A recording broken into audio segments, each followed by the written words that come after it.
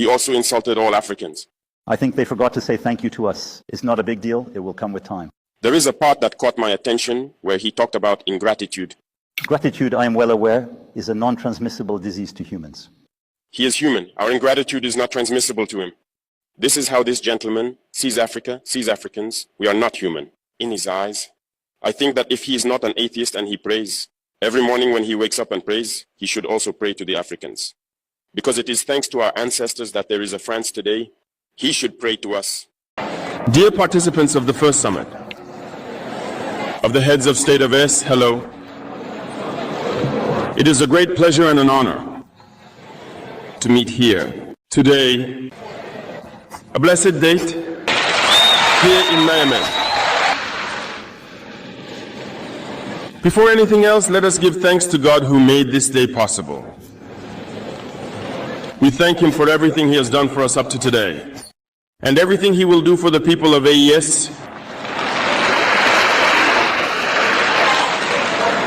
Allow me also to pay tribute to the Nigerian people. These people who have suffered so much since the advent of the CNSP, and who continue to stand tall. Thank you to the Nigerians who gave us a warm welcome yesterday when we set foot on our homeland here. You are more than friends, you are more than neighbors. You are our brothers, you are our sisters, because brotherhood goes beyond friendship or neighborhood. We have the same blood running through our veins. In our veins flows the blood of those valiant warriors who fought and preserved these lands that we call Mali, Burkina, and Niger.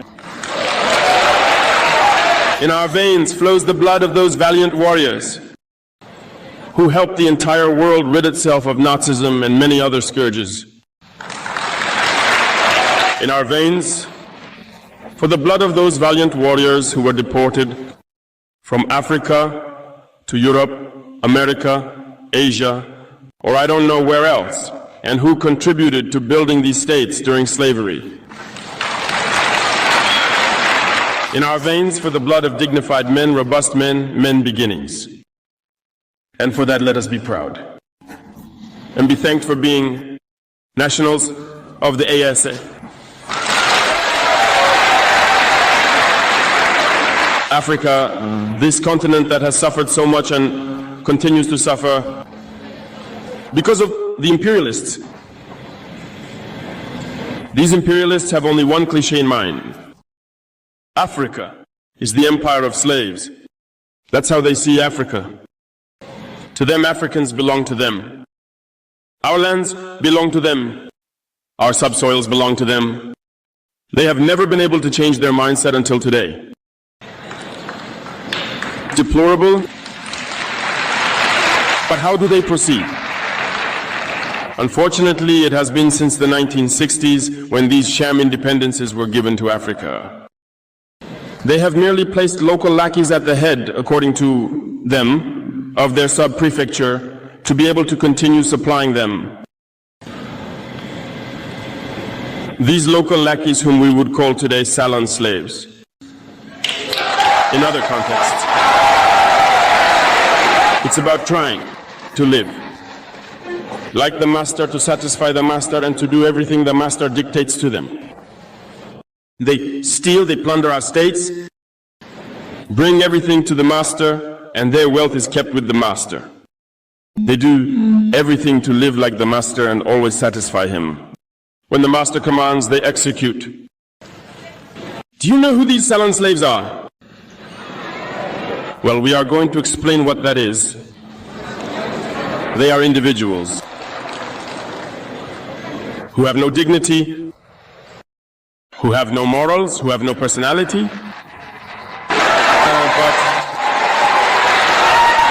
the master slave has always known how to identify these individuals.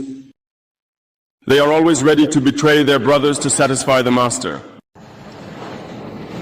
They have betrayed us since independence, and others continue to betray us today for the benefit of their master. These individuals continue, against all odds, to help the master plunder Africa. They enjoy saying it every year. In their economic surveys, Burkina Faso is the poorest country, Mali is the poorest country, Niger is the poorest country. We are ranked among the last. Very well if we are as poor as they say. But when the time came to take responsibility, we asked these masters to leave the premises. Why don't they want to leave?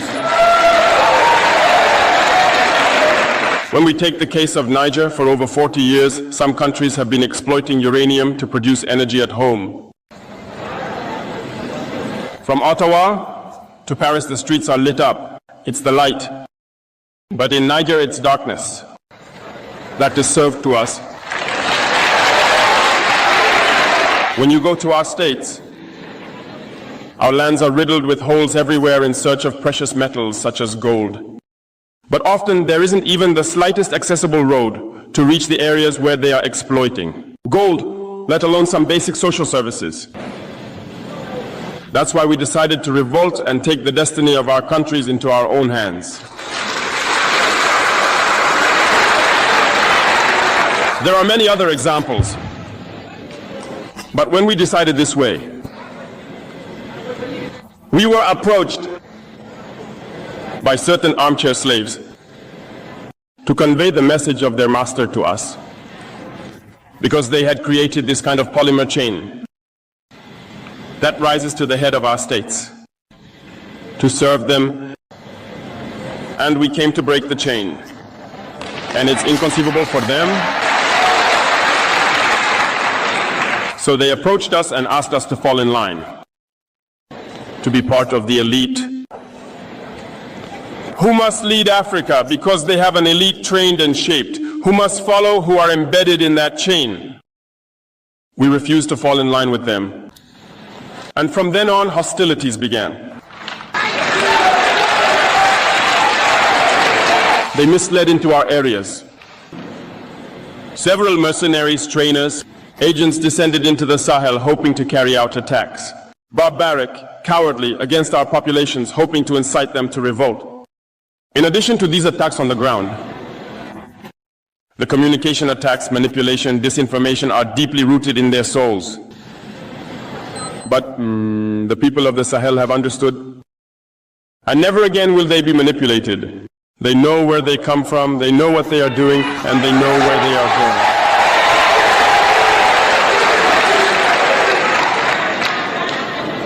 We will no longer allow this. People are awake and people are fighting today, not for ourselves, but for future generations. And thank you all for the fight that is being waged. This never makes us cry. We will not tremble. We will face it. We will fight for true independence, for our freedom. Because to instill fear to the people of the East, these individuals have only 3 terms in their mouths: democracy, freedom, human rights. Sure. Their local values are only elected in a process that is democratic, free and transparent. According to them, their values. What could be more normal than wanting to impose on us this, because they are the ones who set the rules? Very well. We have decided to take responsibility for ourselves. That's why in M26G 2023, when Niger decided to turn the page, the armchair slaves and their masters got on their high horses. They put their local lackeys forward and decided to wage a war against the Nigerian people. So we said, anyone who dares to attack Niger, we will be there to face them, because we will wage a relentless war to the last drop of blood for anyone who dares to attack our states. This statement This decision we made yesterday is relevant today and will be relevant tomorrow and forever.